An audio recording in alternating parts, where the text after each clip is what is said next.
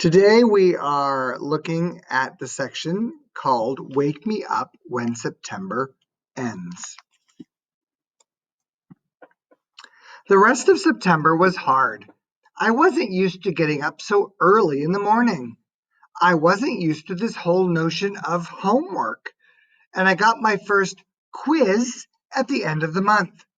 I never got quizzes when Mom homeschooled me. I also didn't like how I had no free time anymore. Before, I was able to play whenever I wanted to, but now it felt like I always had stuff to do for school. And being at school was awful in the beginning. Every new class I had was like a new chance for kids to not stare at me. They would sneak peeks at me from behind their notebooks, or when they thought I wasn't looking. They would take the longest way around me to avoid bumping into me in any way, like I had some germ they could catch, like my face was contagious. In the hallways, which were always crowded, my face would always surprise some unsuspecting kid who maybe hadn't heard about me. The kid would make the sound you make when you hold your breath before going underwater, a little sound. This happened maybe 4 or 5 times a day for the first few weeks, on the stairs, in front of the lockers, in the library. 500 kids in a school. Eventually, every one of them was going to see my face at some time. And I knew after the first couple of days that word had gotten around about me. Because every once in a while, I'd catch a kid elbowing his friend as they passed me, or talking behind their hands as I walked by them. I can only imagine what they were saying about me. Actually, I prefer not to even try to imagine it. I'm not saying they were doing any of these things in a mean way, by the way. Not once did any kid laugh or make noises or do anything like that. They were just being normal, dumb kids. I know that. I kind of wanted to tell them that. Like, it's okay. I'm, I know I'm weird looking. Take a look. I don't bite. Hey, the truth is, if a Wookiee started going to the school all of a sudden, I'd be curious. I'd probably stare a bit. And if I was walking with Jack or Summer, I'd probably whisper to them, "Hey, there's the Wookiee." And if the Wookiee caught me saying that, he'd know I wasn't trying to be mean. I was just pointing out the fact that he's a Wookiee. It took about 1 week for the kids in my class to get used to my face. These were the kids I'd see every day in all my classes. It took about 2 weeks for the rest of the kids in my grade to get used to my face. These were the kids I'd see in the cafeteria, yard time, PE, music, library, computer class. It took about a month for the rest of the kids in the entire school to get used to it. These were the kids in all the other grades. They were big kids, some of them. Some of them had crazy haircuts. Some of them had earrings in their noses. Some of them had pimples. None of them looked like me. Must be difficult. Jack Will. I hung out with Jack in homeroom, English, history, computer, music, and science, which were all the classes we had together. The teachers assigned seats in every class, and I ended up sitting next to Jack in every single class. So I figured either the teachers were told to put me and Jack together, or it was a totally incredible coincidence. I walked to classes with Jack too. I know he noticed kids staring at me, but he pretended not to notice. One time, though, on our way to history, this huge eighth grader who was zooming down the stairs 2 steps at a time accidentally bumped into us at the bottom of the stairs and knocked me down. As the guy helped me stand up, he got a look at my face, and without even meaning to, he just said, "Whoa." Then he patted me on the shoulder like he was dusting me off and took off after his friends. For some reason, me and Jack started cracking up. That guy made the funniest face, said Jack as we sat down at our desks. I know, right? I said. He was like, whoa! I swear, I think he wet his pants. We were laughing so hard that the teacher, Mr. Roche, had to ask us to settle down. Later, after we finished reading about how ancient Sumerians built sundials, Jack whispered, do you ever want to beat those kids up? I shrugged. I guess. I don't know. I'd want to. I think you should get a secret squirt gun or something and attach it to your eyes somehow. And every time someone stares at you, you should squirt them in the face. With some green slime or something, I answered. No, with slug juice mixed with dog pee. Yeah, I said, completely agreeing. Guys, said Mr. Roche from across the room, people are still reading. We nodded and looked down at our books. Then Jack whispered, are you always going to look this way, August? I mean, can you get plastic surgery or something? I smiled and pointed to my face. Hello, this is after plastic surgery. Jack clapped his hand over his forehead and started laughing hysterically. Dude, you should sue your doctor, he answered between giggles. This time the two of us were laughing so much we couldn't stop, even after Mr. Roche came over and made us both switch chairs with the kids next to us. Wow. You know, it's good that Augie is able to laugh at it. Obviously, that he could have gotten his feelings hurt, but yeah, at least they're having fun. Mr. Brown's October Precept. Mr. Brown's precept for October was, your deeds are your monuments. He told us that this was written on the tombstone of some Egyptian guy that died thousands of years ago. Since we were just about to start studying ancient Egypt in history, Mr. Brown thought that this was a good choice for a precept. Our homework assignment was to write a paragraph about what we thought the precept meant or how we felt about it. This is what I wrote. This precept means that we should be remembered for the things we do.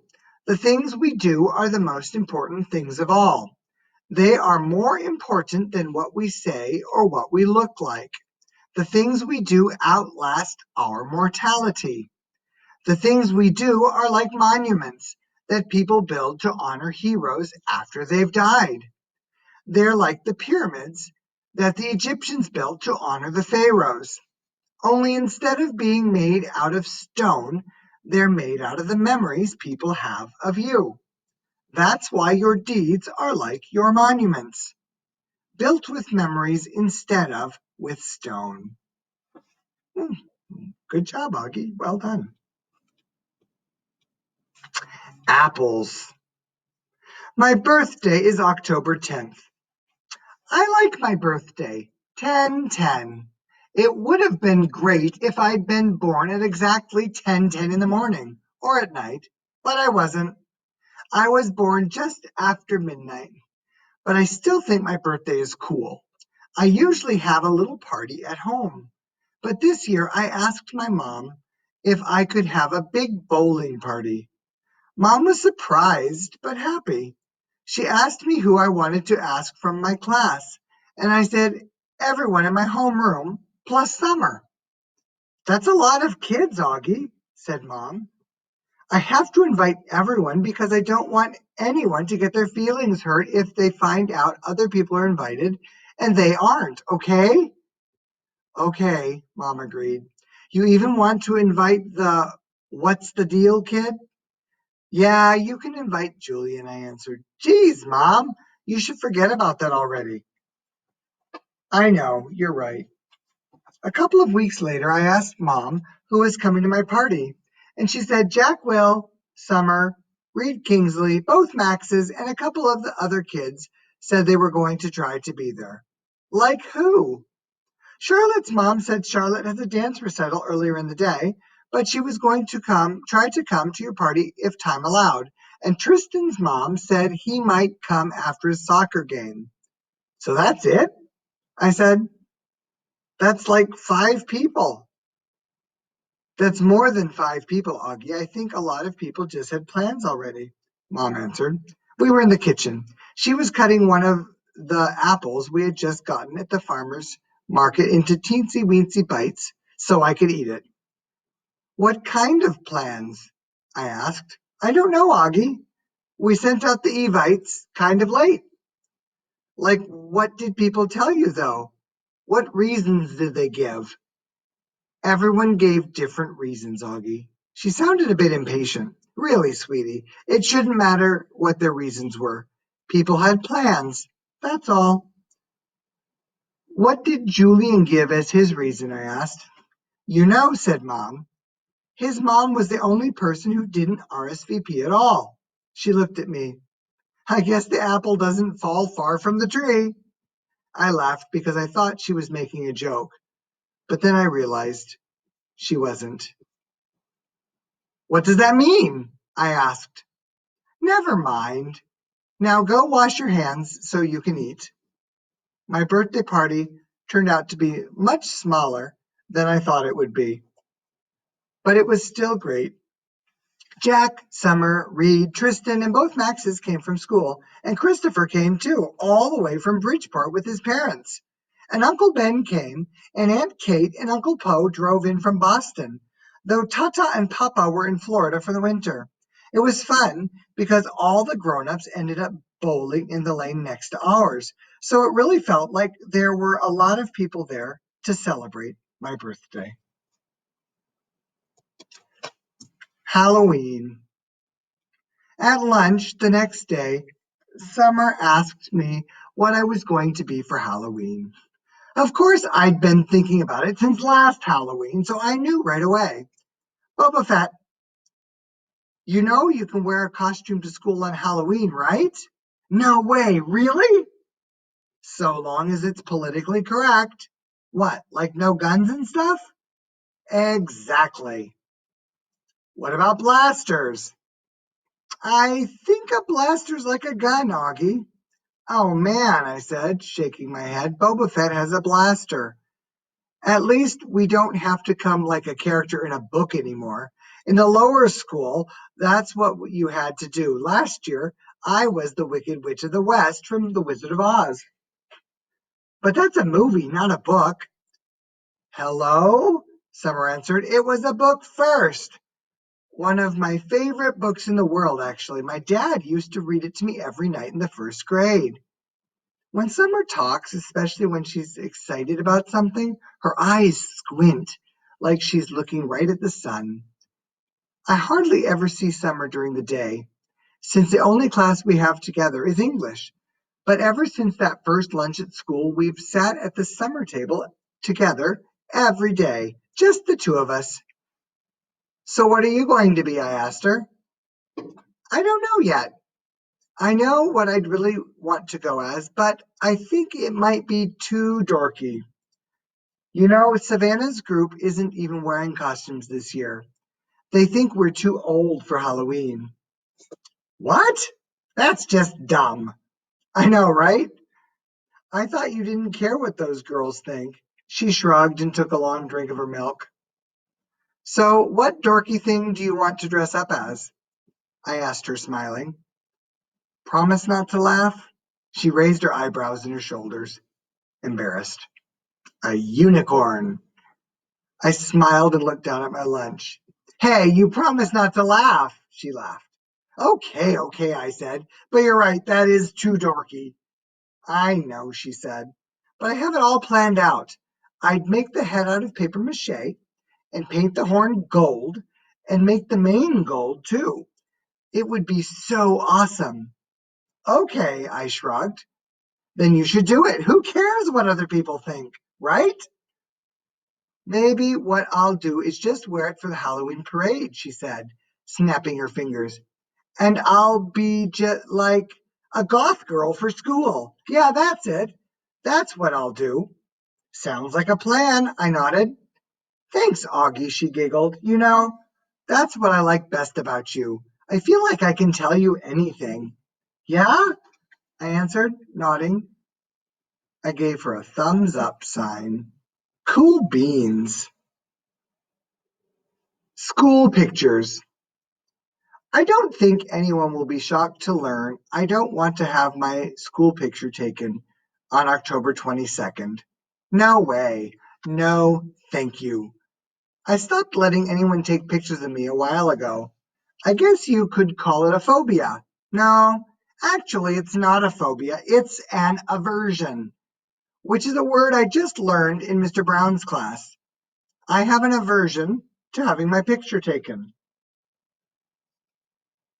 There, I used it in a sentence.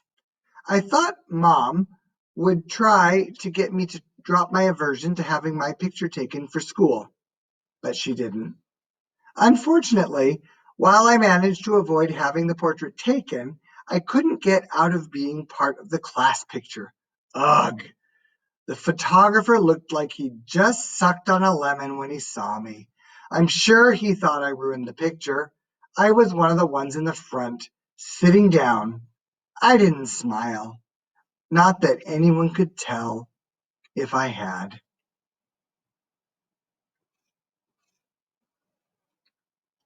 The cheese touch. I noticed not too long ago that even though people were getting used to me, no one would actually touch me.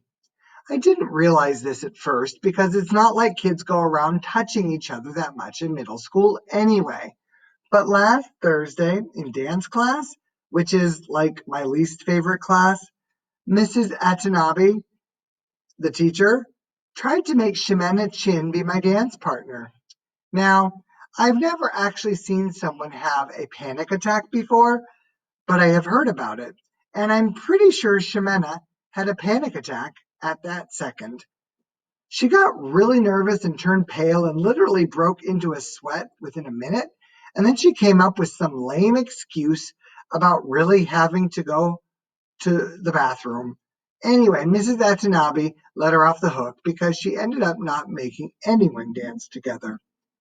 Then yesterday, in my science elective, we were doing this cool mystery powder investigation when there when we had to classify a substance as an acid or a base. Everyone had to heat their mystery powders on a heating plate and make observations. So we were all huddled around the powders with our notebooks. Now, there are 8 kids in the elective, and 7 of them were squished together on one side of the plate, while one of them, me, had loads of room on the other side. So, of course, I noticed this. But I was hoping Ms. Rubin wouldn't notice this because I didn't want her to say something. But of course she did notice this, and of course she said something. Guys, there's plenty of room on that side. Tristan, Nino, go over there, she said. So Tristan and Nino scooted over to my side. Tristan and Nino have always been okay nice to me. I want to go on record as saying that. Not super nice, like they go out of their way to hang out with me, but okay nice. Like they say hello to me and talk to me like normal. And they didn't even make a face when Ms. Rubin told them to come on my side, which a lot of kids do when they think I'm not looking. Anyway, everything was going fine until Tristan's mystery powder started melting. He moved his foil off the plate just as my powder began to melt too, which is why I went to move mine off the plate. And then my hand accidentally bumped his hand for a fraction of a second. Tristan jerked his hand away so fast that he dropped his foil on the floor while also knocking everyone else's foil off the heating plate. Tristan!